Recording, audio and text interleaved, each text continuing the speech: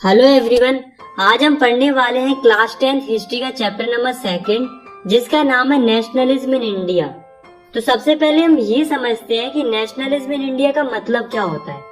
तो नेशनलिज्म का मतलब होता है अपने देश के प्रति प्यार और गर्व की भावना होना, जिसे हम आसान भाषा में देशभक्ति भी कह सकते हैं। तो आखिर हमारे देश इंडिया के लोगों के बीच में देशभक्ति की भावना कैसे पैदा हुई और इस फीलिंग को पाने के लिए हमारे देश के लोगों ने क्या क्या स्ट्रगल किया, चलिए जानते हैं इस वीडियो में। हमारे चैप्टर की शुरुआत होती है 1914 से। ये वो साल थी जब विश्व की दो महान शक्तियां आपस में लड़ाई लड़ने लगती हैं। एक तरफ थी अलाइड पावर्स और दूसरी तरफ थी सेंट्रल पावर्स। अलाइड पावर्स में थे रूस, ब्रिटेन, अमेरिका, जापान, ये देश आते थे। और सेंट्रल पावर में ऑस्ट्रो हंगेरियन, जर्मनी और ऑटोमन एम्पायर आते थे। तो ये दोनों ही पावर आपस में लड़ाई लड़ रही थी और इसी लड़ाई को वर्ल्ड वॉर फर्स्ट के नाम से जाना गया। अब आप लोग जरा ध्यान दो, इसमें जो ब्रिटेन है वो भी ये लड़ाई लड़ रहा था। हमारे इंडिया का डायरेक्टली इस वॉर से कोई कनेक्शन नहीं था, लेकिन इनडायरेक्टली कनेक्शन था, क्योंकि उस समय पर जो ब्रिटेन था वो हमारे इंडिया के ऊपर कब्जा बनाए हुए था। यानी कि उस समय पर हम ब्रिटिशर्स की कॉलोनी थे। चूंकि ब्रिटिशर्स इस वॉर को लड़ रहे थे और हम ब्रिटिशर्स की कॉलोनी थे, इसलिए इस वॉर का इम्पैक्ट हमारी इंडिया के ऊपर भी पड़ रहा था। अब क्या इम्पैक्ट पड़ रहा था, चलिए जानते हैं। Impact of first world war on India. पहला कि जो ब्रिटिशर्स थे वो वॉर लड़ रहे थे, जिस वजह से वो अपने डिफेंस एक्सपेंडिचर बढ़ा रहे थे और उसके लिए उन्हें पैसों की जरूरत थी। तो इसके लिए जो ब्रिटिश गवर्नमेंट थी वो कस्टम ड्यूटीज बढ़ा देती है और इनकम टैक्स इंट्रोड्यूस कर देती है। टैक्स बढ़ाने के कारण महंगाई बढ़ती जा रही थी। हर वस्तु की कीमत लगभग दुगनी हो चुकी थी, जिसके कारण लोग बहुत परेशान थे। लोगों का बुरा हाल था। ऊपर से जो ब्रिटिश गवर्नमेंट थी वो इंडियन लोगों को जबरदस्ती ब्रिटिश आर्मी में भर्ती कर रही थी, जिस वजह से लोगों को बहुत गुस्सा आ रहा था। हमारे देश के लोग परेशान तो थे ही, ऊपर से जो प्रकृति थी वो भी हमारा साथ नहीं दे रही थी। 1918, 19 और 1920-21 की जो फसलें थी वो बरसात न होने के कारण खराब हो जाती है और देश में खाने की कमी हो जाती है, जिस वजह से लोग भूखे मरने लगते हैं। और साथ में यही वो समय था जब देश में एक महामारी फैल रही थी जिसका नाम था इन्फ्लुएंजा एपिडेमिक, जिससे कई सारे लोग मर जाते हैं। दोस्तों 1921 के सेंसस के हिसाब से ये बताया जाता है कि इंडिया के लगभग 13 मिलियन लोग मर जाते हैं इस भुखमरी और इस महामारी के कारण। लोगों को लग रहा था कि ये समस्या वॉर के खत्म होने के साथ ही खत्म हो जाएंगी, लेकिन अफसोस ऐसा नहीं हुआ। द आइडिया ऑफ सत्याग्रह। अब दोस्तों ये जो परेशानियों का दौर चल रहा था, इस दौर में लोगों को जरूरत थी एक ऐसे लीडर की जो इनकी समस्याओं को खत्म करे। तो फाइनली जनवरी 1915 में एंट्री होती है the great man of India की, यानी कि महात्मा गांधी की। गांधी जी साउथ अफ्रीका से इंडिया आते हैं और एक आइडिया लेकर आते हैं जिसका नाम था सत्याग्रह। ये आइडिया था नॉन वायलेंस का, यानी कि अहिंसा का। गांधी जी कहते थे कि हमें जो भी लड़ाई लड़नी है उसे हम प्रेम से लड़ेंगे, बिना किसी अस्त्र का इस्तेमाल किए, सत्य की राह पर चलकर और शांतिपूर्ण तरीके से। गांधी जी ने इंडिया आने से पहले साउथ अफ्रीका में 1906 में अपना सबसे पहला सत्याग्रह आंदोलन ऑर्गेनाइज किया था, जो कि साउथ अफ्रीका के रेसिज्म सिस्टम के खिलाफ था। गांधी जी का यह आंदोलन सफल रहा था और उनके इस नए आइडिया की वजह से उन्हें साउथ अफ्रीका में खूब पॉपुलैरिटी मिली थी। और फिर जब वो इंडिया आए तो उन्होंने भारत में भी 3 अलग अलग जगहों पर सत्याग्रह आंदोलन स्टार्ट किए। तो भारत के अंदर गांधी जी ने सबसे पहला सत्याग्रह आंदोलन 1917 में स्टार्ट किया था, जो कि था चंपारण, बिहार में। तो ये लॉन्च किया गया था इंडिगो फार्मर्स के लिए। उस समय पर क्या हो रहा था कि जो ब्रिटिशर्स थे वो इन फार्मर्स को फोर्स करते थे इंडिगो की फसल उगाने के लिए, यानी कि नील की फसल उगाने के लिए।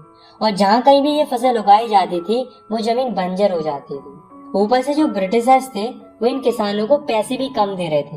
मतलब एक तो किसानों की जमीन भी खराब हो रही थी, ऊपर से उन्हें पैसे भी कम मिल रहे थे। तो इस बात से जो किसान थे वो परेशान थे। तो यहाँ पर गांधी जी क्या करते हैं, सारे किसानों को इंस्पायर करते हैं और मिलकर स्ट्रगल करते हैं और आवाज उठाते हैं इस प्लांटेशन सिस्टम के खिलाफ। तो यहाँ पर सक्सेस मिलने के बाद 1917 में ही गांधी जी जाते हैं गुजरात के खेड़ा डिस्ट्रिक्ट में।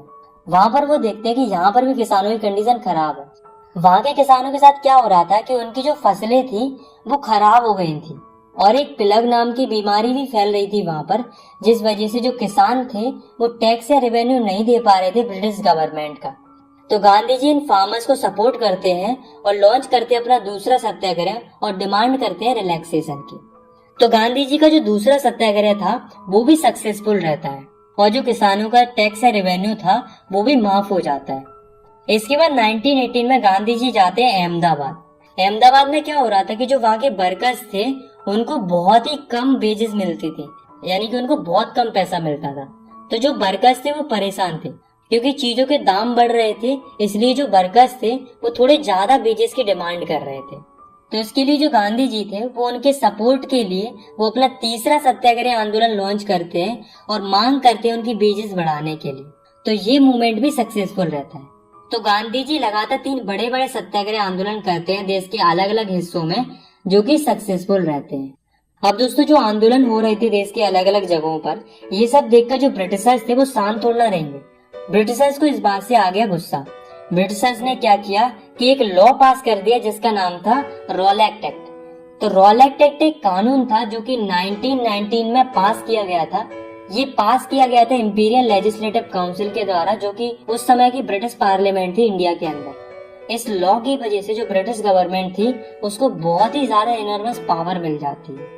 तो ये लॉ क्या कहता था कि जो भी व्यक्ति रिवॉल्यूशनरी एक्टिविटी करते पाया जाएगा तो उसको सीधा 2 साल के लिए जेल में डाल दिया जाएगा बिना किसी ट्रायल के। मतलब उसको कोई मौका नहीं दिया जाएगा अपनी बेगुनाही साबित करने का। ये लॉ इंडियंस के लिए इतना खराब था कि इस लॉ को ब्लैक लॉ भी बोला जाता था। अब जो ब्रिटिश गवर्नमेंट थी उसको जिस किसी पर भी शक होता था वो उसको सीधा जेल में डाल देती थी 2 साल के लिए, चाहे वो कोई आम नागरिक हो और चाहे वो कोई पॉलिटिकल लीडर हो। तो इस रॉलेट एक्ट के अगेंस्ट में जो गांधी जी थे वो अपना सत्याग्रह आंदोलन लॉन्च करते हैं इस रॉलेट एक्ट के विरोध में, जिसको बोला गया रॉलेट सत्याग्रह। तो ये जो सत्याग्रह था वो नेशन वाइड सत्याग्रह था। मतलब अभी तक जो सत्याग्रह हो रहे थे वो देश के अलग अलग रीजन्स में हो रहे थे, पर ये जो सत्याग्रह था वो पूरे नेशन के लिए था, यानी कि पूरी कंट्री के लिए था। तो इस मूवमेंट की शुरुआत करते हैं गांधी 6 अप्रैल से। गांधी जी क्या कहते हैं कि हम 6 अप्रैल को पूरे देश के अंदर हड़ताल करेंगे, वो भी शांतिपूर्ण तरीके से। तो गांधी जी के कहने पर पूरा देश जो है वो 6 अप्रैल को हड़ताल करने लगता है। इस हड़ताल के चलते रेलवे, वर्कशॉप और दुकानों को बंद कर दिया जाता है। वर्कर्स स्ट्राइक पर चले जाते हैं। देश के अलग अलग शहरों में रैलीज ऑर्गेनाइज की जाती हैं। ये देखकर जो ब्रिटिशर्स थे वो डर जाते हैं। उन्हें डर था कि कहीं ये लोग कम्युनिकेशन लाइन को खराब ना कर दे। इससे बचने के लिए जो ब्रिटिश गवर्नमेंट थी वो पॉलिटिकल लीडर्स को पकड़ना शुरू कर देती है। अमृतसर के बहुत सारे पॉलिटिकल लीडर्स को जेल में डाल दिया जाता है और गांधी जी को दिल्ली जाने से रोक दिया जाता है। यहाँ तक सब ठीक था, लेकिन 10 अप्रैल को जो ब्रिटिश पुलिस होती है वो अमृतसर में एक शांतिपूर्ण जुलूस पर गोली चला देती है। इसके बाद लोगों को बहुत गुस्सा आता है और वो बैंकों पर, पोस्ट ऑफिसेस पर, रेलवे स्टेशन पर हमला कर देते हैं और तोड़फोड़ मचा देते हैं। सिचुएशन बहुत ज्यादा खराब होने लगती है। इन हमलों को देखकर जो ब्रिटिश गवर्नमेंट होती है वो मार्शल लॉ लगा देती है। मार्शल लॉ लगने के बाद अब जो पावर थी वो मिलिट्री के पास पहुंच जाती है और उस समय पर मिलिट्री की जो कमांड थी वो थी जनरल डायर के पास। अब होता क्या है कि 13 अप्रैल का दिन था। इस दिन बहुत सारे लोग जलियांवाला बाग, जो कि अमृतसर में है, वहाँ पर इकट्ठे होते हैं। इस बाग में बैसाखी का मेला लगा हुआ था, तो ज्यादातर लोग बैसाखी का मेला मनाने के लिए आए थे। ये लोग इनोसेंट थे, इन्हें नहीं पता था कि मार्शल लॉ नाम का कोई लॉ लगा हुआ है। तो ये सारे लोग चैन से बैसाखी का मेला मना रहे थे। पर इस बाग में कुछ लोग ऐसे भी थे जो रॉलेट एक्ट के अगेंस्ट में प्रोटेस्ट कर रहे थे। तो जब जनरल डायर को ये सब पता चला कि जलियांवाला बाग में बहुत सारे लोग इकट्ठे हुए हैं, तो वो अपनी मिलिट्री के साथ आता है और बाग के सारे दरवाजों को बंद करवा देता है और लोगों के ऊपर अंधाधुंध गोलियां चलवा देता है, जिस वजह से बहुत सारे इनोसेंट लोगों की जान चली जाती है। इसी इंसिडेंट को बोला जाता है जलियांवाला बाग मैसेकर। इस इंसिडेंट ने पूरे देश को हिलाकर रख दिया था। नॉर्थ इंडिया के बहुत सारे शहरों के लोग सड़कों पर आ जाते हैं, हड़तालें होने लगती हैं, जनता और पुलिस के बीच में क्लैशेस होने लगते हैं, लोग गवर्नमेंट बिल्डिंग्स पर हमला कर देते हैं। मतलब बहुत ही ज्यादा कॉम्प्लेक्स सिचुएशन होने लगती है। ये देखकर जो ब्रिटिश गवर्नमेंट होती है वो भी उतनी ही सख्ती से इंडियंस को दबाना शुरू कर देती है। उन पर नाक रगड़वाई जाती है, उन्हें क्राउल कराया जाता है, उन्हें सल्यूट करने के लिए फोर्स किया जाता है, लोगों को कोड़े मारे जाते हैं, कई सारे गाँव के ऊपर बम गिराए जाते हैं। गांधी जी कभी नहीं चाहते थे वायलेंस हो, यानी कि लड़ाई दंगे हो। ये सब देखकर गांधी जी को बहुत बुरा लगता है और वो रॉलेट सत्याग्रह को बंद करा देते हैं और अपना आंदोलन वापस ले लेते हैं। अब यहाँ पर गांधी जी को लगता है कि अगर हमें अंग्रेजों से लड़ाई लड़नी है तो हमें और बड़ा आंदोलन करने की जरूरत है, पर इसके लिए हिंदू और मुस्लिम का एक होना जरूरी है। अगर हिंदू और मुस्लिम एक हो गए तो जो मूवमेंट होगा वो और बड़े स्केल पर होगा। तो चलिए अब हम देखते हैं कि हिंदू और मुस्लिम एक कैसे होते हैं। जो हिंदू थे वो डिमांड कर रहे थे स्वराज की, यानी कि इंडिपेंडेंस की, और वो लड़ाई लड़ रहे थे ब्रिटिशर्स के खिलाफ। वही जो मुस्लिम थे वो उस समय पर खिलाफत इशू पर काम कर रहे। तो ये खिलाफत इशू क्या था? देखो, वर्ल्ड वॉर फर्स्ट में बहुत सारी कंट्रीज आपस में लड़ रही थी। ऐसे जो ब्रिटेन था और जो टर्की था वे भी आपस में लड़ रहे थे। उस समय पर टर्की का जो राजा था वो था कैलिफट, जिसे हिंदी में बोला जाता है खलीफा। ये जो राजा था वो इस्लामिक हेड माना जाता था और जितने भी मुस्लिम्स थे वो इनकी बहुत ही ज्यादा रिस्पेक्ट करते थे। तो होता क्या है कि इस वॉर में टर्की हार जाता है और ब्रिटेन जीत जाता है। अब जनता में एक अफवाह फैलने लगती है कि जो ब्रिटेन है वो टर्की के राजा के ऊपर यानी कि खलीफा के ऊपर एक हार्श ट्रीटी इम्पोज करने वाला है, मतलब ऐसे कानून लाने वाला है जो कि खलीफा के लिए बहुत बुरे होंगे। तो इस बात से जो इंडियन मुस्लिम्स थे उनको बहुत बुरा लग रहा था कि उनके जो हेड है खलीफा, उनके ऊपर एक हार्श ट्रीटी इम्पोज की जा रही है। इस बात से जो इंडियन मुस्लिम्स थे उनको ब्रिटिशर्स के ऊपर बहुत ज्यादा गुस्सा आ रहा था। अब आपने एक चीज नोटिस की कि हिंदूज की दुश्मनी ब्रिटिशर्स के साथ थी और अब मुस्लिम्स की दुश्मनी भी किससे हो गई थी? ब्रिटिशर्स से हो गई थी। तो जब यहाँ पर हमारा दुश्मन एक था तो क्यों ना दोस्त बना जाए। गांधी जी को ये एक अच्छी अपॉर्चुनिटी लगती है हिंदू और मुस्लिम को एक करने के लिए। तो होता क्या है कि मार्च 1919 में बॉम्बे के अंदर एक कमेटी बनाई जाती है जिसका नाम था खिलाफत कमेटी। ये फॉर्म की जाती है कई सारे मुस्लिम लीडर्स के द्वारा, जिनमें से दो मेन लीडर थे जिनका नाम था मोहम्मद अली और शौकत अली। ये दोनों क्या करते हैं, ये गांधी जी के साथ डिस्कशन करते हैं कि मास एक्शन की गुंजाइश है कि नहीं, मतलब हम बड़ी तादाद में आंदोलन कर सकते हैं या नहीं कर सकते हैं। गांधी जी कहते हैं बिल्कुल कर सकते हैं। अगर ये दोनों कम्युनिटी आपस में मिल गई तो आंदोलन बहुत बड़ी स्केल पर होगा और फिर तुम अपने खिलाफत इशू को निपटा लेना और हम अपने स्वराज इशू को निपटा लेंगे, दोनों का फायदा हो जाएगा। तो इसी मुद्दे पर डिस्कशन चलता है और फाइनली सितंबर 1920 में कलकत्ता के अंदर कांग्रेस का एक सेशन होता है जिसमें गांधी जी कन्वेंस कर लेते हैं अदर कांग्रेस लीडर्स, और इस सेशन के बाद हिंदू और मुस्लिम लीडर्स एक हो जाते हैं और फिर एक नया आंदोलन शुरू करने का विचार करते हैं जिसका नाम था नॉन कोऑपरेशन मूवमेंट, यानी कि असहयोग आंदोलन। अब सवाल ये उठता है कि Gandhi ji non cooperation movement ही शुरू करना क्यों चाहते थे? Why non cooperation? तो इसका आंसर गांधी जी ने बहुत पहले ही दे दिया था। गांधी जी ने 1909 में अपनी बुक हिंद स्वराज में बताया था कि जो ब्रिटिशर्स थे वो इंडिया में इसलिए रूल कर पाए क्योंकि लोगों ने उनके साथ कोऑपरेट किया था, यानी कि उनका सहयोग किया था। और अगर इंडिया के लोग ब्रिटिशर्स के साथ कोऑपरेट करना बंद कर दे तो 1 साल के अंदर ही ब्रिटिश रूल खत्म हो जाएगा और हमारे देश के लोगों को स्वराज मिल जाए। इसलिए गांधी जी चाहते थे इंडियंस ब्रिटिशर्स के साथ कोऑपरेट ना करें। इसलिए गांधी जी मुस्लिम लीडर्स के साथ मिलकर नॉन कोऑपरेशन मूवमेंट स्टार्ट करना चाहते थे। अब देखते हैं इस नॉन कोऑपरेशन मूवमेंट के लिए गांधी जी क्या कहते हैं। तो गांधी जी कहते हैं कि सबसे पहले तो गवर्नमेंट के दिए हुए जो टाइटल्स हैं उनको सरेंडर करना होगा। दूसरी चीज ये बोलते हैं कि जो ब्रिटिश गवर्नमेंट की सर्विसेज है उनको बायकॉट करना होगा, जैसे कि civil services, army, police, courts, legislative councils, school and foreign goods, इन सबको छोड़ना पड़ेगा। ना ही इन सर्विसेज का इस्तेमाल करेंगे और ना ही इन सर्विसेज के लिए काम करेंगे। और गांधी जी ये भी कहते हैं कि अगर ब्रिटिश गवर्नमेंट हमारे इस आंदोलन के खिलाफ कुछ एक्शन लेती है या दबाने का प्रयास करती है तो फिर हम एक फुल सिविल डिसोबीडियंस कैंपेन भी चलाएंगे ब्रिटिश गवर्नमेंट के खिलाफ में। तो 1920 की गर्मियों के दौरान गांधी जी और शौकत अली ये दोनों ही निकल पड़ते हैं देश की अलग अलग जगहों पर प्रचार प्रसार के लिए, ताकि ज्यादा से ज्यादा लोगों को नॉन कोऑपरेशन मूवमेंट पर जोड़ा जा सके, ताकि मूवमेंट बड़ी स्केल पर हो सके। पर दोस्तों जो इंडियन नेशनल कांग्रेस थी वो सपोर्ट नहीं कर रही थी नॉन कोऑपरेशन मूवमेंट को। अब क्यों सपोर्ट नहीं कर रही थी? तो इसके कुछ कारण थे। पहला कि गांधी जी चाहते थे कि ब्रिटिश की सारी सर्विसेज को बायकॉट कर देना चाहिए, लेकिन जो कांग्रेस थी वो नवंबर 1920 में होने वाले काउंसिल इलेक्शंस को बायकॉट करना नहीं चाह रही थी, क्योंकि वो सोच रहे थे कि अगर हम इलेक्शन जीत गए तो हमारे पास कुछ पावर आ जाएगी गवर्नमेंट की और फिर हम कुछ चेंजेस कर सकेंगे ब्रिटिश की पॉलिसीज के अंदर।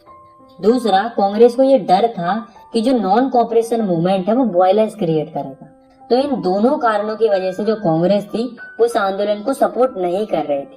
लेकिन फिर दिसंबर 1920 में नागपुर में कांग्रेस का एक सेशन होता है जिसमें जो कांग्रेस होती है वो इस नॉन कोऑपरेशन मूवमेंट के लिए तैयार हो जाती है, यानी कि उसको अडॉप्ट कर लेती है। मतलब अब आंदोलन करने के लिए गांधी जी को मुस्लिम्स का सपोर्ट भी मिल गया था और कांग्रेस का सपोर्ट भी मिल गया था। मतलब अब गांधी जी पूरी तरीके से तैयार थे आंदोलन की शुरुआत करने के लिए। तो फाइनली जनवरी 1920 में नॉन कोऑपरेशन मूवमेंट को स्टार्ट कर दिया जाता है। सेकंड टॉपिक है हमारा differing strands with in the movement. तो चलिए अब हम देखते हैं कि ये आंदोलन आगे कैसे बढ़ता है और इस आंदोलन के अंदर क्या क्या होता है। तो सबसे पहले हम देखते हैं the movement in the towns. मतलब टाउन्स यानी कि शहरों में ये आंदोलन किस तरीके से होता है। तो टाउन्स के अंदर सबसे ज्यादा पार्टिसिपेट किया था मिडिल क्लास लोगों ने। तो देखो टाउन्स में होता क्या है, तो इस मूवमेंट के चलते टाउन्स में रहने वाले हजारों बच्चों ने गवर्नमेंट स्कूल्स और कॉलेजेस को छोड़ दिया। टीचर्स और हेडमास्टर ने रिजाइन कर दिया। लॉयर्स ने अपनी लीगल प्रैक्टिसेस देना बंद कर दिया। ऑल पॉलिटिकल पार्टीज ने इलेक्शंस को बाइकआउट कर दिया। फॉरेन गुड्स को बाइकआउट कर दिया। लिकर शॉप्स को पिट कर दिया गया, मतलब लोगों को लिकर शॉप में जाने से रोक दिया गया। और फॉरेन क्लॉथ्स को जला दिया गया। अब इन सब कारणों की वजह से होता क्या है कि इंपोर्ट ऑफ फॉरेन क्लॉथ्स आधा हो जाता है। मतलब फॉरेन से जो कपड़े आते थे वो 1921 और 1922 के बीच में उनका इंपोर्ट आधी मात्रा में होने लगता है। और जो मर्चेंट्स और ट्रेडर्स होते हैं वो फॉरेन गुड्स को खरीदना और बेचना बंद कर देते हैं, जिस वजह से इंडियन टेक्सटाइल मिल्स और हैंडलूम्स का प्रोडक्शन बढ़ जाता है, यानी कि काफी मात्रा में स्वदेशी कपड़ों का बनना शुरू हो जाता है। और अब जो इंडियन लोग थे वो फॉरेन क्लॉथ्स को छोड़कर इंडियन क्लॉथ्स यानी कि खादी कपड़ों को पहनना शुरू करते थे।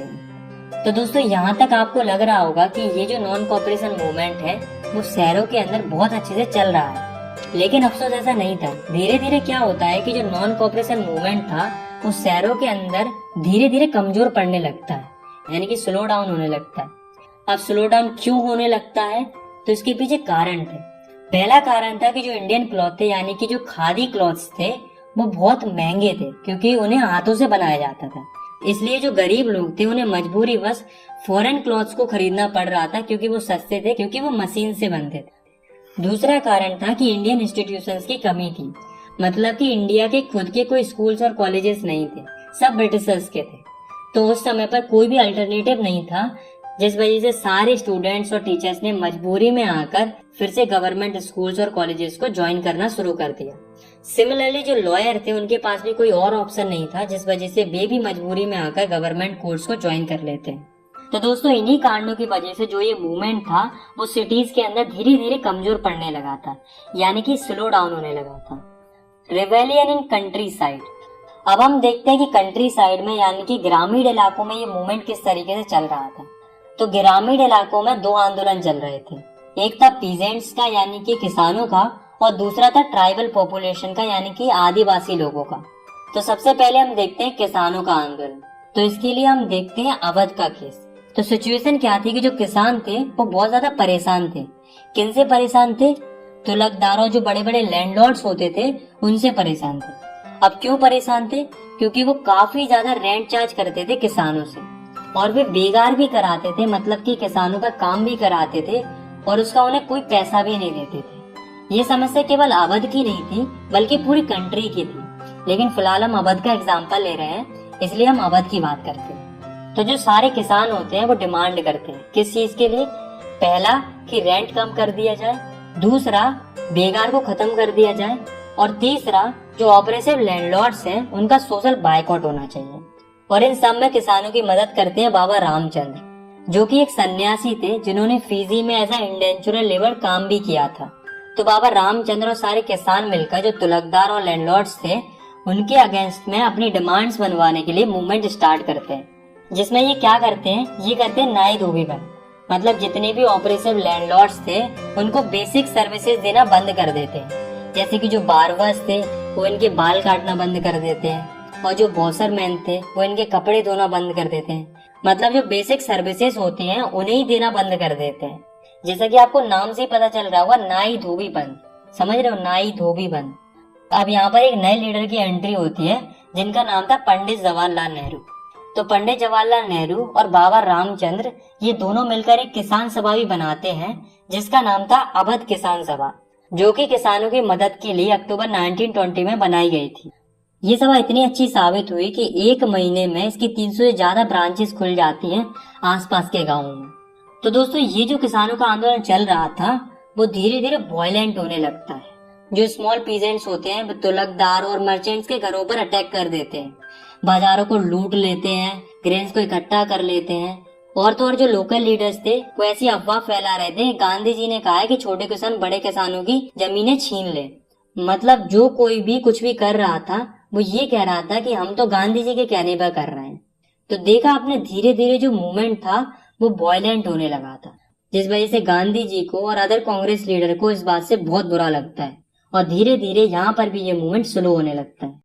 अब हम देखते हैं कि ट्राइबल पॉपुलेशन में ये मूवमेंट किस तरीके से चलता है। तो आंध्र प्रदेश में एक जगह है गूडेम हिल्स के नाम से। वहाँ क्या होता है कि वहाँ की जो ट्राइबल पॉपुलेशन थी, मतलब वहाँ के जो आदिवासी लोग थे, वो अंग्रेजों से बहुत परेशान थे। क्यों परेशान थे? क्योंकि ब्रिटिशर्स ने उनके फॉरेस्ट एरियाज क्लोज कर दिए थे, मतलब उन्हें जंगलों में जाने से रोक दिया था। और आप तो जानते ही है कि जो ट्राइबल पॉपुलेशन होती है वो जंगलों पर कितनी ज्यादा डिपेंडेंट रहती है। उन्हें लकड़ियां चाहिए होती हैं, फ्रूट्स एंड वेजिटेबल चाहिए होते हैं, कैटल्स को चराने के लिए जगह चाहिए होती है, और ये सब उन्हें जंगलों से ही तो मिलता है। इसलिए उनका जो लाइवलीहुड था वो बहुत ज्यादा अफेक्ट हो रहा था, क्योंकि जो आदिवासी लोग थे वो कई पीढ़ियों से जंगलों में रहना अपना अधिकार समझते थे। उन्हें लग रहा था कि ब्रिटिशर्स उनसे उनका अधिकार छीन रहे। ऊपर से उन्हें बेगारी कराने के लिए भी प्रेशराइज किया जाता था, मतलब बिना पैसों के काम कराने के लिए भी फोर्स किया जाता था। इस बात से जो ट्राइबल पॉपुलेशन थी उन्हें ब्रिटिशर्स के ऊपर बहुत ज्यादा गुस्सा आ रहा था। तो इनकी मदद के लिए एक व्यक्ति उभर के आते हैं जिनका नाम था अलूरी सीताराम राजू। ये क्लेम करते थे कि इनके पास स्पेशल पावर्स है प्रेडिक्शन करने की, यानी कि भविष्यवाणी करने की, और ये कहते थे कि गोली भी इनका कुछ नहीं बिगाड़ सकती। ये जो थे वो गांधी जी से बहुत ज्यादा इंस्पायर थे। ये सबसे बोलते थे कि खादी कपड़े पहनना चाहिए, शराब नहीं पीना चाहिए, पर ये गांधी जी की एक बात के बिल्कुल खिलाफ थे। ये कहते थे कि देश को अगर आजादी दिलानी है तो वो नॉन वायलेंस से नहीं दिलाई जा सकती, बल्कि उसके लिए हथियार उठाने पड़ेंगे, यानी कि लड़ाई वगैरह लड़नी पड़ेगी। तो अलूरी सीताराम राजू और सारे आदिवासी लोग मिलकर 1920 में एक मूवमेंट स्टार्ट करते हैं जिसका नाम था गोरिल्ला मूवमेंट। इसमें ये लोग क्या करते हैं, ये अटैक करते हैं पुलिस स्टेशन पर और कई सारे ब्रिटिश ऑफिशियल्स को मारने लगते हैं। लेकिन अनफॉर्चुनेटली 1924 में क्या होता है कि जो अलूरी सीताराम राजू थे वो पकड़े जाते हैं ब्रिटिश पुलिस के द्वारा और उन्हें मार दिया जाता है। लेकिन तब तक वो लोगों के लिए एक फोक हीरो बन गए थे। आज भी गूडेम हिल्स के जो लोग हैं वो इन्हें याद करते हैं। स्वराज इन प्लांटेशन। दोस्तों पहले क्या होता था कि बहुत सारे लोग असम में एज अ प्लांटेशन वर्कर काम किया करते थे टी गार्डन्स में। तो 1859 में क्या हुआ था कि एक इनलैंड इमिग्रेशन नाम का एक एक्ट पास हुआ था, जिसके मुताबिक कोई भी प्लांटेशन वर्कर्स विदाउट परमिशन के टी गार्डन को छोड़कर नहीं जा सकता था। लेकिन जब वर्कर्स को पता चला कि गांधी जी ने नॉन कोऑपरेशन मूवमेंट स्टार्ट किया है तो बहुत सारे वर्कर्स प्लांटेशन फील्ड्स को छोड़कर भागने लगते हैं। लेकिन जब ये अपने घरों की तरफ जा रहे होते हैं तब उन्हें रास्ते में ही ब्रिटिश पुलिस पकड़ लेती है और उन्हें बहुत ही बुरी तरीके से मारा जाता है। तो दोस्तों अभी तक हमने अलग अलग जगहों के मूवमेंट के बारे में देखा। हमने सिटीज के मूवमेंट को देखा, गांव के मूवमेंट्स को देखा, ट्राइबल और प्लांटेशन वर्कर्स के मूवमेंट को देखा।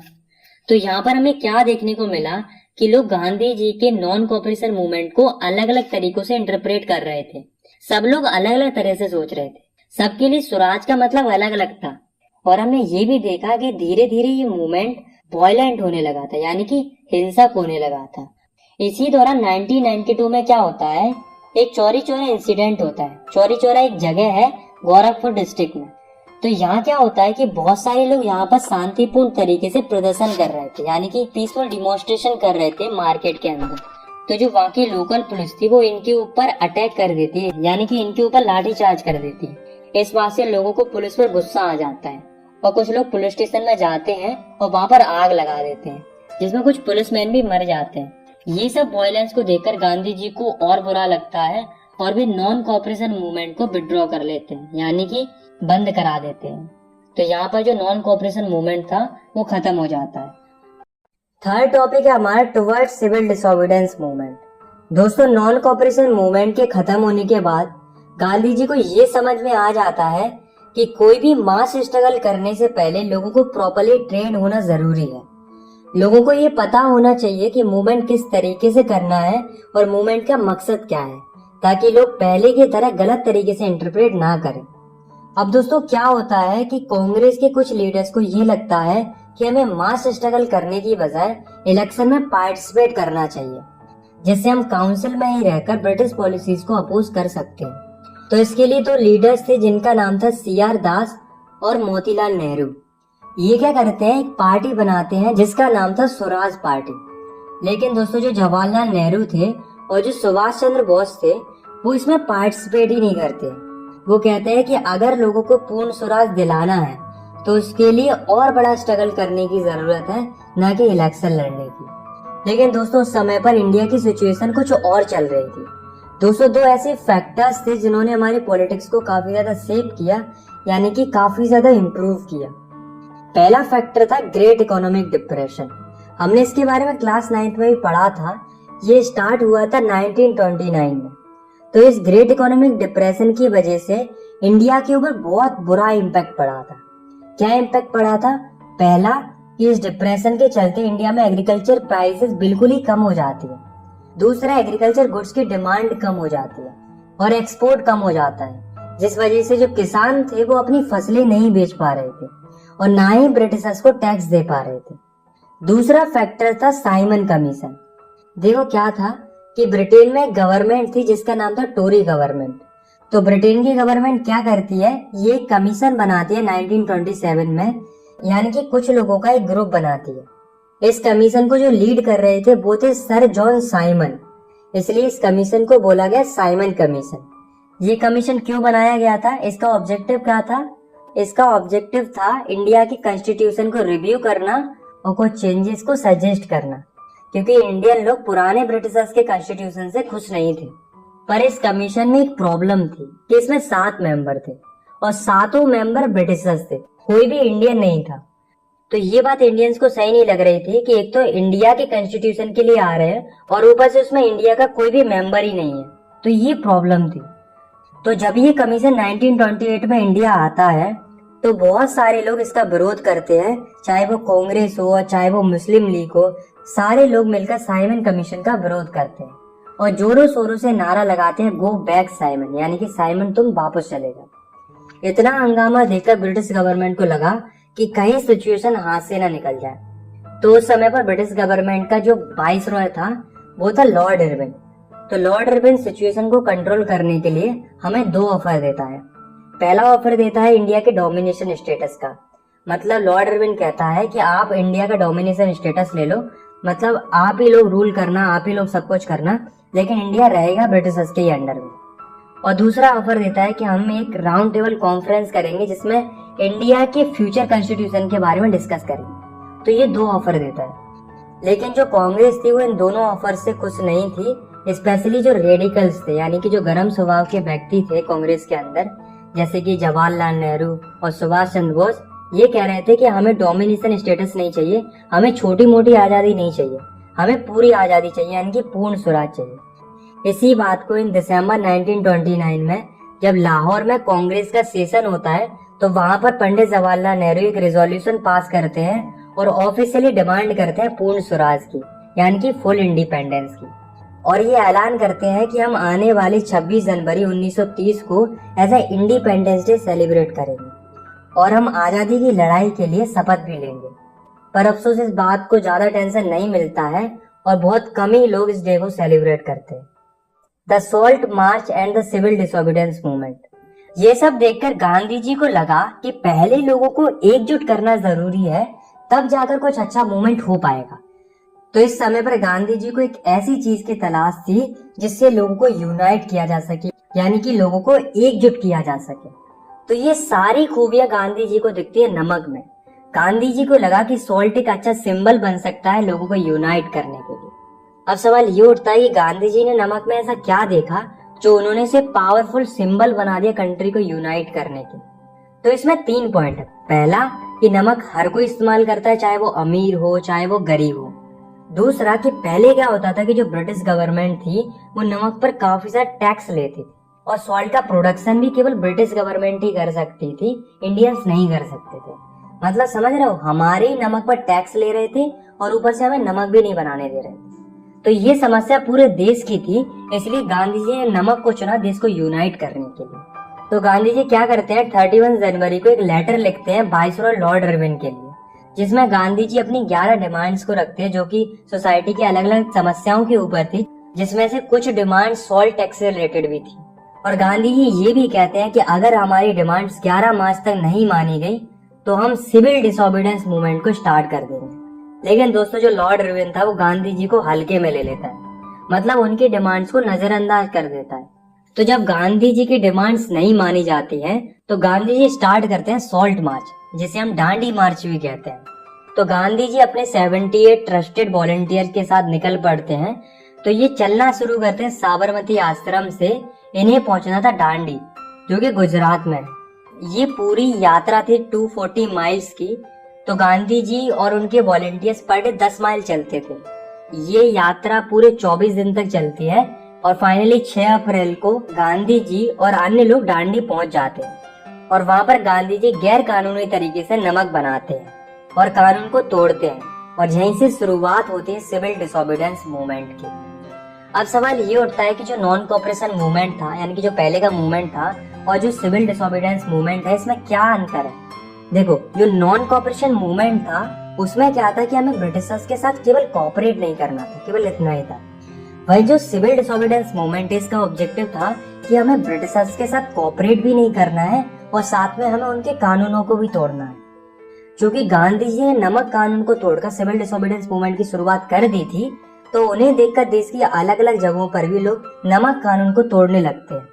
लोग फॉरेन क्लॉथ्स को बाइकआउट करने लगते हैं, लेकर शॉप्स को पिट कर देते हैं और जो पीजेंट्स थे वो चौकीदारी टैक्स देना बंद कर देते हैं। और दोस्तों, जो ट्राइबल लोग थे वो फॉरेस्ट लॉज को तोड़ देते हैं, मतलब जंगलों में घुसना स्टार्ट कर देते हैं। ये सब देखकर ब्रिटिश गवर्नमेंट शांत थोड़ा रहेगी। तो ब्रिटिश गवर्नमेंट यहाँ क्या करती है, एक एक करके जो पॉलिटिकल लीडर्स थे जो कि आंदोलन कर रहे थे उनको अरेस्ट करना शुरू कर देती है, जिस वजह से वायलेंट क्लासेस होने लगते हैं। गवर्नमेंट लोगों को ब्रूटली मारना शुरू कर देती है। देखते ही देखते अप्रैल 1930 में अब्दुल गफ्फर खान, जो कि पेशावर में आंदोलन कर रहे थे, उनको अरेस्ट कर लिया जाता है और बाद में जाकर महात्मा गांधी जी को भी अरेस्ट कर लिया जाता है। ये सब देखकर जनता और भी ज्यादा भड़क जाती है और काफी ज्यादा वायलेंस होने लगता है। इंडिया के लगभग 1 लाख लोगों को जेल में डाल दिया जाता है। ये सब देखकर गांधी जी को बहुत बुरा लगता है। गांधी जी वायलेंस बिल्कुल नहीं चाहते थे, इसलिए Gandhi ji civil disobedience movement को भी कॉल्ड ऑफ कर देते हैं, यानी कि बंद कर देते हैं। और एक पैक्ट साइन होता है, यानी कि एक समझौता होता है गांधी जी और लॉर्ड इरविन के बीच में, जिसे बोला जाता है गांधी इरविन पैक्ट। ये हुआ था 5 मार्च 1931 में।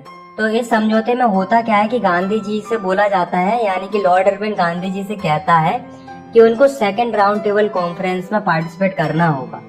तो गांधी जी कहते हैं कि मैं तैयार हूँ, बट मेरी ये कंडीशन है कि जिन पॉलिटिकल लीडर्स को आपने अरेस्ट करके रखा है उनको रिलीज करना होगा। तो ये दोनों लोग राजी हो जाते हैं। तो ये था गांधी इरविन पैक्ट। तो गांधी जी जाते हैं London second round table conference को अटेंड करने के लिए, जैसा कि समझौता हुआ था लॉर्ड इरविन के साथ। लेकिन अफसोस, वहां पर गांधी जी की कोई भी बात नहीं सुनी जाती है। यानी कि गांधी जी जब लौट कर आते हैं तो वो काफी ज्यादा डिसअपॉइंटेड रहते हैं। और जब वो लौट कर आते हैं तब वो ये भी देखते हैं कि जो गफ्फर खान थे और जो जवाहरलाल नेहरू थे वो अभी भी जेल में थे और इन लोगों ने कांग्रेस पार्टी को भी इलीगल डिक्लेयर कर दिया था। मतलब गांधी जी के गैर मौजूदगी का ब्रिटिशर्स ने बहुत अच्छा फायदा उठाया था। ये सब देखकर गांधी जी को लगता है कि हमारे साथ धोखा हुआ है और गांधी जी डिसाइड करते हैं कि हम फिर से सिविल डिसोबीडियंस मूवमेंट को लॉन्च करेंगे। और गांधी जी ये मूवमेंट लॉन्च भी करते। लेकिन अफसोस 1934 तक जो मूवमेंट था वो अपना सारा मोमेंटम लूज कर चुका था। How participants so the movement, मतलब इस टॉपिक में हम देखेंगे कि जो अलग अलग ग्रुप्स थे उन्होंने इस मूवमेंट में किस किस तरीके से पार्टिसिपेट किया था। तो सबसे पहले हम देखते हैं रिच पीजेंट्स के बारे में, मतलब कि जो रईस किसान थे, जैसे कि Patidars of Gujarat, Jats of UP. तो इनके साथ क्या था, ये जो लोग थे वो कमर्शियल क्रॉप्स उगाते थे, मतलब पैसे कमाने के लिए फसलें उगाते थे। तो जब इकोनॉमिक डिप्रेशन आता है तो जो ये रिच पीजेंट थे वो बहुत ज्यादा अफेक्ट होते हैं, क्योंकि डिप्रेशन के चलते फसलों के दाम गिर गए थे, इसलिए इनकी इनकम भी कम हो गई, जिस कारण से जो रिच पीजेंट्स थे वो ब्रिटिशर्स को टैक्स से रेवेन्यू पे नहीं कर पा रहे थे। तो जब गांधी जी ने सिविल डिसोबीडियंस मूवमेंट को स्टार्ट किया तो ये लोग भी काफी ज्यादा पार्टिसिपेट करते हैं इस मूवमेंट में। और ये क्यों पार्टिसिपेट करते हैं? क्योंकि इन्हें हाई रेवेन्यू को कम करवाना था। लेकिन इन्हें इस बात से बहुत बुरा लगता है और ये काफी ज्यादा डिसअपॉइंटेड होते हैं इस बात से कि जो सिविल डिसोबीडियंस मूवमेंट होता है वो बंद कर दिया जाता है 1931 में, और उनका जो रेवेन्यू रेट था वो भी कम नहीं हुआ था। तो जब गांधी जी ने सिविल डिसोबीडियंस मूवमेंट को फिर से लॉन्च किया तो इन लोगों ने 1932 में फिर से पार्टिसिपेट नहीं किया, क्योंकि ये सोच रहे थे कि कोई फायदा ही नहीं होता तो क्यों करे पार्टिसिपेट। तो अब हम देखते हैं पुअर पीजेंट्स के बारे में, यानी कि जो पुअर पीजेंट्स थे, यानी कि जो गरीब किसान थे, उन्होंने किस तरीके से पार्टिसिपेट किया था और क्यों किया था। तो जो पुअर पीजेंट्स थे वो क्या करते थे, उनके पास खुद की जमीन तो होती नहीं थी, इसलिए वे बड़े बड़े लैंडलॉर्ड्स यानी कि जो बड़े बड़े जमींदार होते थे उनकी जमीन पर खेती करते थे और उनके बदले में उन्हें रेंट देते थे। तो जो इकोनॉमिक डिप्रेशन था वो कंटिन्यू था, जिस वजह से जो स्मॉल पीजेंट्स थे वे लैंडलॉर्ड्स को रेंट नहीं दे पा रहे थे। तो जब मूवमेंट स्टार्ट हुआ तो ये डिमांड करते हैं कि जो लैंडलॉर्ड्स हैं वो इनके अनपेड रेंट को माफ कर दे, यानी कि जो बकाया रेंट है उसको माफ कर दे। लेकिन दोस्तों जो कांग्रेस थी वो इस नो रेंट कैंपेन को सपोर्ट नहीं कर रही थी, क्योंकि ये इन रिच पीजेंट्स यानी कि जो बड़े बड़े जमींदार थे उनसे बिगाड़ना नहीं चाह रही थी, क्योंकि अगर ये पुअर पीजेंट्स को सपोर्ट करेंगे कहीं जो बड़े बड़े लैंडलॉर्ड्स है वो नाराज ना हो जाए, इस डर से ये पुअर पीजेंट्स को सपोर्ट ही नहीं करते। अब हम देखते हैं कि जो बिजनेस क्लास थी उसने किस तरीके से और क्यों पार्टिसिपेट किया था। तो दोस्तों जो बिजनेस क्लास थी, जैसे कि जो मर्चेंट्स थे, इंडस्ट्रियलिस्ट थे, इनकी उस समय पर दो समस्याएं चल रही थी। पहली कि जो ब्रिटिश गवर्नमेंट थी उसने ऐसी पॉलिसीज बना रखी थी जो इनकी बिजनेस एक्टिविटीज को रिस्ट्रिक्ट करती थी, मतलब ऐसे कानून बना रखे थे जिससे बिजनेसमैन खुल के बिजनेस नहीं कर पा रहे थे। इनके ऊपर रिस्ट्रिक्शन थे कि ये नहीं कर सकते, वो नहीं कर सकते, लाइक दैट। तो ये चाह रहे थे कि ऐसी पॉलिसीज को हटना चाहिए जो इनकी बिजनेस एक्टिविटीज को रिस्ट्रिक्ट करती हैं। दूसरी समस्या थी कि इंडिया में बाहर से फॉरेन गुड्स इंपोर्ट होता था, जिस वजह से जो बिजनेस क्लास थी उसे बहुत ज्यादा लॉस होता था, क्योंकि जो फॉरेन गुड्स होते थे वो बहुत सस्ते होते थे, तो ऐसे में इनका सामान तो कोई खरीदेगा ही नहीं। इसलिए जो बिजनेस क्लास थी वो ये चाह रही थी कि जो फॉरेन गुड्स का इंपोर्ट हो रहा है इंडिया में वो रोक दिया जाए। इसके लिए जो बिजनेस क्लास थी वो दो फेडरेशन भी बनाती है, जिसका नाम था Indian industrial and commercial Congress, जो कि 1920 में बनाई गई थी, और दूसरी थी federation of Indian chamber of commerce and industries, यानी कि FICCI फिक्की, जो कि 1927 में बनाई गई थी। और दोस्तों दो बड़े बड़े इंडस्ट्रियलिस्ट थे जो कि बिजनेस क्लास को लीड कर रहे थे, जिनका नाम था परसोत्तम दास ठाकुर दास एंड GD बिरला। तो जब 1930 में सिविल डिसोबीडियंस मूवमेंट को स्टार्ट किया जाता है तो जो बिजनेस क्लास थी वो बहुत ज्यादा पार्टिसिपेट करती है। ये क्या करते हैं, जो बाहर से सामान इंपोर्ट होता था उसे खरीदना और बेचना बंद कर देते हैं, और साथ में ये मूवमेंट को फाइनेंशियली सपोर्ट भी करते हैं, मतलब मूवमेंट के लिए पैसे वगैरह देते हैं। अब हम देखते हैं इंडस्ट्रियल वर्किंग क्लास को। तो दोस्तों जो इंडस्ट्रियल वर्किंग क्लास थी वो सिविल डिसोबीडियंस मूवमेंट में ज्यादा पार्टिसिपेट ही नहीं करती है, एक्सेप्ट नागपुर रीजन। और जो पार्टिसिपेट करते हैं वो गांधी जी के प्रोग्राम्स को फॉलो करते थे, like boycott foreign goods program, इन प्रोग्राम्स को फॉलो करते थे। तो उनके लिए उनका मूवमेंट ये था कि उनको जो कम वेजेस मिलती हैं वो बढ़ा दी जाए और पुअर वर्किंग कंडीशंस है उनको इम्प्रूव किया जाए।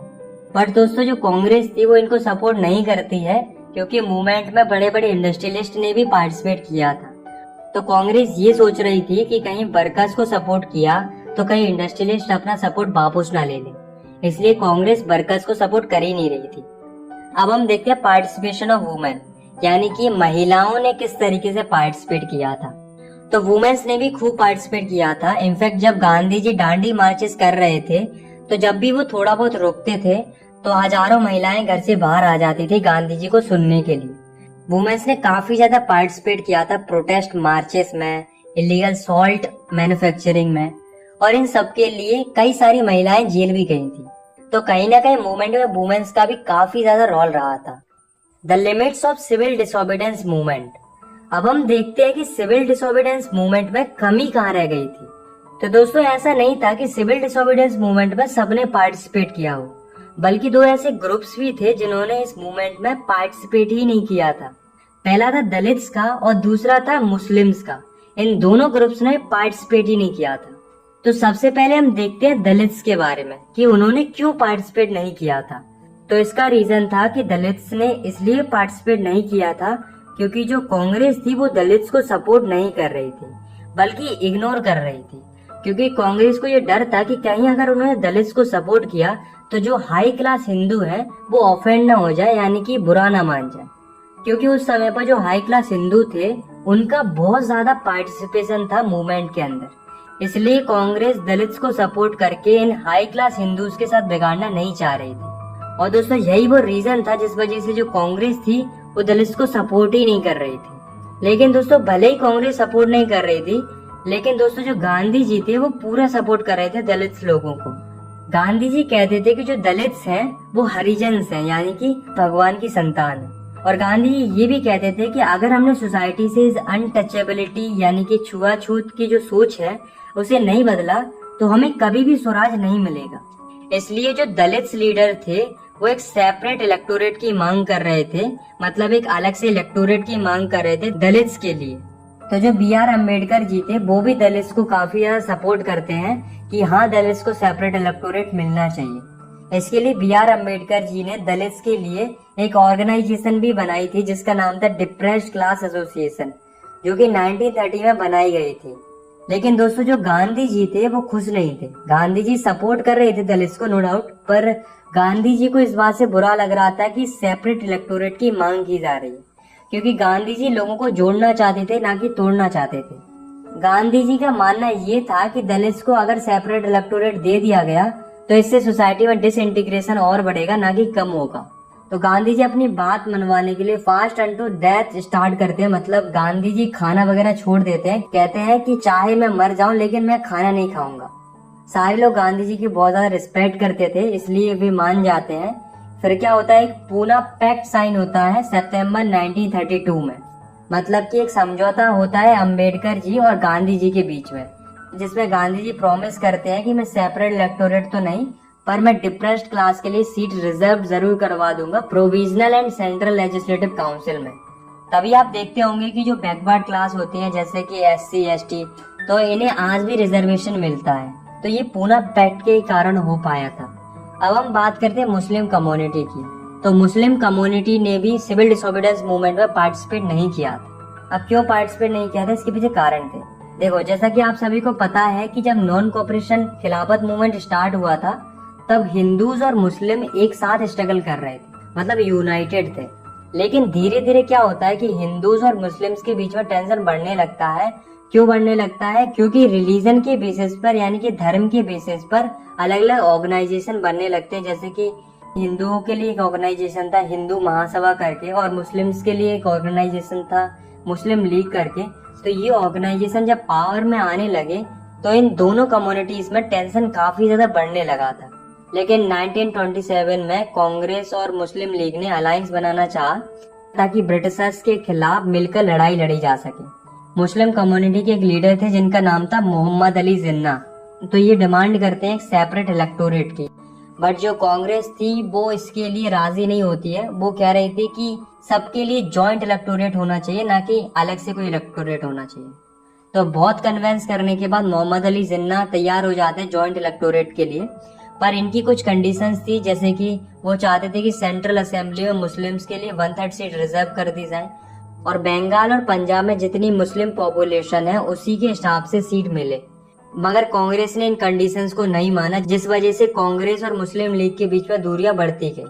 इसलिए जब 1930 में गांधी जी ने सिविल डिसोबीडियंस मूवमेंट स्टार्ट किया तब मुस्लिम कम्युनिटी ने पार्टिसिपेट ही नहीं किया था। लास्ट टॉपिक है हमारा the sense of collective blogging. मतलब इस टॉपिक में हम पढ़ेंगे कि लोगों में सेंस ऑफ कलेक्टिव ब्लॉगिंगनेस कैसे आती है, मतलब सामूहिक अपनेपन का भाव कैसे पैदा होता है। तो इसमें 5 पॉइंट है। पहला है यूनाइटेड स्ट्रगल। उस समय पर क्या था कि सब लोगों का एक ही मकसद था कि इंडिया को ब्रिटिशर्स से आजाद कराना। तो यानी कि यहाँ पर सबका एक ही विजन था। तो सभी लोग मिलकर स्ट्रगल करते हैं, जिस वजह से लोग यूनाइट होने लगते हैं, लोगों में यूनिटी की फीलिंग्स आने लगती है। दूसरा है कल्चरल प्रोसेसेस। दोस्तों, लोगों ने अपने देश के कल्चर के साथ रिलेट करना स्टार्ट कर दिया था। बहुत सारी folk stories, folk song, regional language, इन सब के चलते लोग अपने कल्चर्स के साथ जुड़ने लगते हैं, यानी कि अपने कल्चर के साथ रिलेट करने लगते हैं। तीसरा है फिगर्स एंड इमेजेस। 18th और 19th सेंचुरी में जो आर्टिस्ट थे वो कंट्रीज को रिप्रेजेंट करते थे अलग अलग एलोगोरीज के थ्रू, जैसे कि जर्मनी की एलोगोरी थी जर्मेनिया, फ्रांस की एलोगोरी थी मैरियन।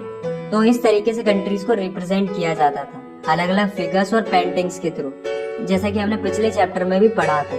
ठीक उसी प्रकार से 20th सेंचुरी में इंडिया को रिप्रेजेंट किया जाता है भारत माता से। भारत माता की इमेज सबसे पहले बनाई थी बंकिम चंद्र चट्टोपाध्याय ने, और उन्होंने भारत माता की सराहना में एक गीत भी लिखा था जिसका नाम था वंदे मातरम। इस सॉन्ग को उन्होंने अपनी नोवेल आनंद मठ में भी इंक्लूड किया था। इनफैक्ट जब 1905 में स्वदेशी मूवमेंट चला था तब बढ़ चढ़ के लोगों ने वंदे मातरम सॉन्ग को गाया था, और बाद में जाकर अभिनेंद्र नाथ टैगोर ने भारत माता की पेंटिंग बनाई जिसमें जो भारत माता थी काम, कंपोज्ड और डिवाइन एंड स्पिरिचुअल दिखाई दे रही थी। फोर्थ है फ्लैग। तो फ्लैग की वजह से भी इंडियन लोगों में सेंस ऑफ कलेक्टिंग ब्लॉगिंगनेस जागती है, क्योंकि जो फ्लैग होता है वो पूरी कंट्री को रिप्रेजेंट करता है। तो हमारे देश के लिए भी अलग अलग फ्लैग बन रहे थे, जैसे कि बंगाल में जब स्वदेशी मूवमेंट हुआ तो एक फ्लैग बनाया गया था जिसमें 3 कलर थे, ग्रीन, येलो और रेड, और इसमें ऊपर की साइड 8 लोटस थे जो कि 8 प्रोविंसेस को दर्शा रहे थे। बाद में जाकर 1921 में गांधी जी ने भी एक फ्लैग बनाया था जिसमें रेड, ग्रीन, व्हाइट 3 कलर थे, और बीच में एक स्पिनिंग व्हील था जो कि सेल्फ हेल्प को रिप्रेजेंट करता था। फिफ्थ री इंटरप्रिटेशन ऑफ हिस्ट्री। जब लोगों को समझ में आया कि एंशिएंट टाइम में हमारा देश बहुत डेवलप्ड था हर फील्ड में, चाहे वो आर्ट एंड एग्रीकल्चर हो, रिलीजन एंड कल्चर हो, सब कुछ बहुत अच्छा था, हमारी हिस्ट्री बहुत गजब की थी। लेकिन जब से ये अंग्रेज आए हैं तब से हमारा कल्चर डिक्लाइन होता गया है, यानी कि गिरता चला गया है। तो अगर हमें वापस से पहले जैसी तरक्की चाहिए तो सबसे पहले तो हमें ब्रिटिश रूल से इंडिया को आजादी दिलानी होगी। तो इस तरीके से लोगों में अपनेपन का भाव आने लगता है और धीरे धीरे नेशनलिज्म की जो फीलिंग होती है वो स्प्रेड होने लगती है, और बाद में जाकर हमारे देश को आजादी मिल जाती है। आई होप आपको ये वीडियो पसंद आई होगी। अगर आपको ये वीडियो पसंद आई तो आप इस वीडियो को लाइक कर सकते हो, और आप इस चैनल को सब्सक्राइब भी कर सकते हो ऐसे क्लास 10 की वीडियोस आगे देखने के लिए। मिलते हैं नेक्स्ट वीडियो में, तब तक के लिए टेक केयर, बाय बाय।